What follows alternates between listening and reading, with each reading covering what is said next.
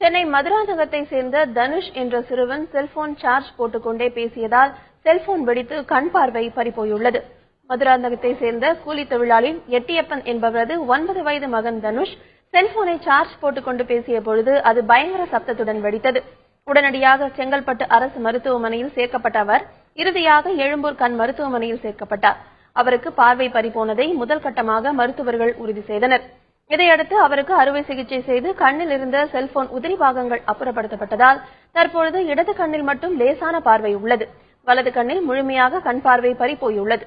1 மாதம் கழித்து தனுஷுக்கு மீண்டும் அறுவை சிகிச்சை செய்ய திட்டமிட்டுள்ளதாக மருத்துவர்கள் தெரிவித்துள்ளனர்.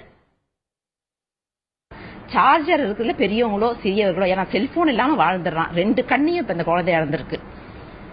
அது ஒரு விழிப்புணர்வுக்காக தான் நாங்க இதை காமிக்கிறோம். அந்த கேஸ் இந்த மாதிரி நிறைய கஷ்டமான கேஸுங்களை கண் மருத்துவமனை ஹேண்டில் பண்ணாலும் இது இந்த கடினத்தோட ஒரு விழிப்புணர்வு மக்களுக்கு ஏற்படுத்தணும். குழந்தைங்க சார்ஜர்ல இருக்கும் போது செல்போனோ எந்த ஒரு பொருளையும் சுவிட்ச் ஆஃப் பண்ணிட்டு தான் எடுக்கணும். இது பெரியவங்களுக்கும், ஏன்னா பெரியவங்க கூட நம்ம என்ன பண்ணுவோம், வாட்ஸ்அப் மெசேஜ் ஆன்ல வச்சுட்டே பாக்குற பழக்கங்கள் இருக்கு. அன்னைக்கு எல்லா மருத்துவர்களையும் கூப்பிட்டு காமிச்சேன். இந்த மாதிரி ஒரு இன்சிடென்ட் Facebookல தான் நம்ம பார்ப்போம், வாட்ஸ்அப்ல பாக்குறத கண் முன்னாடி பாக்குறோம். எல்லாரும் அவங்க குழந்தைங்களுக்கு அனுப்பிட்டு இருந்தாங்க. இது ஒரு அவேர்னஸ்.